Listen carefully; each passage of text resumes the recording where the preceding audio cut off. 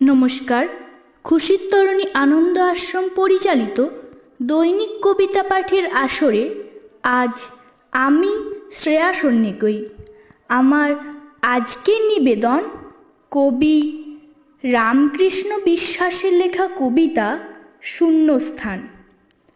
কত ট্রেন আসে আর যায়, হুটখোলা স্টেশনে সাইরেন বাজায়। কত বগি পড়ে থাকে খালি, খোলা মনের দরজায় তবু থাকা বসে। দুর্বল ড্রাইভার পায়নি তারে খুঁজে, আলতো ঠেলা দিয়ে ফিরে গেছে কেবলই। হৃদয়ের দ্বার খোলে না সহজে, মারেনি ধাক্কা সজোরে মনের অন্দর মহলে। তাই চড়িনি এখন মনের সে গাড়ি, সংসার মাঝে কর্তব্য করেছি, পরেছি কুচি দিয়ে শাড়ি।